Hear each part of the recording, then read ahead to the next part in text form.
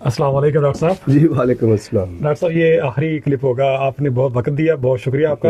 You are welcome. अच्छा, वो सवाल थोड़ा मुश्किल है। मुश्किल सवाल इस तरह से है कि उस्ताद जो है सवाल जितना मुश्किल हो ना, अच्छा। मुझे उतना ही मजा आता है। अच्छा, उस्ताद जो है ना या प्रोफेसर जो है ना वो ये काम करता है कि मुश्किल तस्वरात को आसान तर तस्वरात में बदल देता है। ये बजाते खुद मुश्किल काम नहीं है, बहुत मुश्किल काम है, लेकिन मेरा सवाल मुश्किल है या आसान है? मुश्किल है, मुझे इसीलिए पसंद आया। देखें, बात देखें कि टीचर और उस्ताद का रिलेशनशिप ही यही है। जी जी टीचर का काम क्या है? जी जी टीचर का काम ये है कि जो मुश्किल तस्वुरात है, जी जी जी जो पेचीदा तस्वुरात है, उनको, और ये लोग कहते हैं कि जी टीचिंग बड़ा आसान काम है। आप मुझसे पूछें तो मुझे दुनिया का सबसे चैलेंजिंग प्रोफेशन टीचिंग लगता है, सच है। अगर आप वाकई उसको समझें तो, कर रहे हो तो जी जी जी अब प्रॉब्लम ये है कि आपके पास एक कॉन्सेप्ट जी। है और आपने उसे बच्चों तक इम्पार्ट करना है, कम्युनिकेट करना है। हाँ जी। तो आप क्या करेंगे? उसके लिए सबसे पहली बात ये है कि टीचर को होमवर्क करना है। हाँ, तैयारी करें।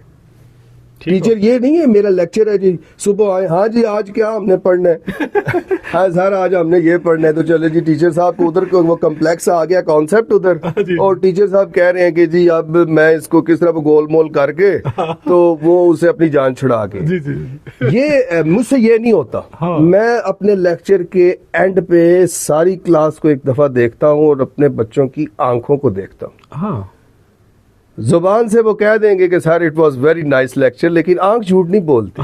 सही। आंखों से मुझे पता चलेगा कि आज के लेक्चर से ये सेटिस्फाइड थे या नहीं। हाँ, मुश्किल तस्वुरात को आसान बनाने का तरीका ये है कि टीचर अपना होमवर्क करे। ओके, एक तो ये हो गया। ठीक है, आपको मुश्किल तस्वर है जी जी और आप पहले उसको होमवर्क करें और उसको देखें कि ये जो कॉन्सेप्ट है अगर मैं कल बच्चों को पढ़ाऊंगा तो मैं किन किन तरीकों का इस्तेमाल कर सकता हूँ, कैसे मैं इस तस्वुर को आसान बना के बच्चों को समझा सकता हूँ। मिसालें देकर देखें, अब मैं बैठा हुआ हूँ यहाँ पे, मैंने डीकंस्ट्रक्शन बच्चों को पढ़ानी है। जी जी। फॉर एग्जांपल हमारी एक थ्योरी का है, कॉन्सेप्ट है, अच्छा। Post modern. अच्छा, तो डीकंस्ट्रक्शन अगर क्लास में ही मैं सोचूंगा डीकंस्ट्रक्शन के बारे में तो मेरे पास इतना टाइम नहीं होगा कि मैं उसको किस तरह सिंप्लीफाई कर सकूं। जी अगर मैं रात को बैठा हूं लेक्चर से पहले और मैंने डीकंस्ट्रक्शन को सामने रखा है जी जी या किसी भी ऐसे कॉम्प्लेक्स कॉन्सेप्ट को, तो पहले मैंने उसको होमवर्क किया है। जी ठीक है, मैंने देखा है कि अच्छा अगर इस कॉन्सेप्ट को मैं इस लिटरेरी वर्क पे अप्लाई करूं तो क्या बच्चों को ज्यादा जल्दी समझ आ जाएगी, या इस पे करूं या इस पे। तो अब इस कॉन्सेप्ट के 5 सैलिएंट फीचर्स हैं, तो क्या पहले मुझे 2 बच्चों को बता देने चाहिए, अच्छा 3 बताने चाहिए या 5 बता देने चाहिए? ठीक। कभी कभी ऐसा होता है कि 10 सैलिएंट फीचर्स होते हैं और मैं सिर्फ एक पे बात करता हूँ कि जब तक वो एक क्लियर नहीं होगा हम नेक्स्ट पे नहीं जाएंगे। अच्छा अच्छा। तो कम्प्लेक्स मौज़ूआत को आसान करने का सबसे बेहतरीन तरीका ये है कि टीचर लेक्चर से पहले अपना होमवर्क करे। ठीक। उसमें आजकल तो आप देखें बड़े बड़े गलत इस्तेमालात भी हैं और अच्छे इस्तेमालात भी हैं। चैट जीबीटी को अगर आप देखें जी जी तो इसके बड़े पॉजिटिव इस्तेमालात भी हैं। इस पे बड़े मैंने लेक्चर्स सुने हैं। लोग कह रहे हैं कि हम लोग नेगेटिविटी की हम कॉपी एंड पेस्ट की तरफ ही जाते हैं ना। हाँ जी। वरना इससे आप बहुत सारी हेल्प भी ले सकते हैं। फॉर एग्जाम्पल आप उसको कहते हैं कि जी ये कॉन्सेप्ट है, इसको अगर मैं पढ़ाना चाहूँ तो इसको सिंप्लीफाई करके बताओ कैसे कैसे इसको सिंप्लीफाई किया जाए। वो कर देगा, वो आपको बताएगा, बिल्कुल बता सकता है आपको, और आप उससे भी गाइडेंस ले सकते हैं। आप बहुत सारे और सोर्सेज हैं जो इंटरनेट पे मौजूद हैं, यूट्यूब वीडियोस हैं। ठीक। आपका कॉन्सेप्ट किसी बहुत बड़े टीचर कॉन्सेप्ट जो उसका वीडियो मौजूद है और वो पढ़ा रहा है, उस पर लेक्चर दे रहा है, आप उसको सुने, वाज़ेह हो जाएगा, आप में क्लियर हो जाएगा कि इसने किस तरह ये कॉन्सेप्ट जो है इलेबोरेट किया है। तो there are so many sources, लेकिन बुनियादी बात यह है कि कम्प्लेक्स मौजू पर आने से पहले टीचर का अपना होमवर्क होना चाहिए। He must be clear in his head कि ये कॉन्सेप्ट है क्या और मैंने इस कॉन्सेप्ट को बच्चों को कैसे समझाना है। ठीक है नाज़रीन, एक मैं भी बात करना चाहता हूँ कैसे हम इसको वाज़ेह अंदाज में अपनी बात को पहुंचा सकते हैं। डॉक्टर साहब के साथ आपने डिस्कशन सुनी, बातचीत हमारी सुनी। डॉक्टर साहब एक ख्याल को पकड़ते हैं, उसको आसान अल्फाज में बयान करते हैं, फिर आगे जाते हैं। तो टीचर ये भी कर सकता है कि उस ख्याल को अच्छी तरह से वाज़ेह अंदाज में बयान करे, फिर आगे जाए। واضح بیان کس طرح بیان کرے گا؟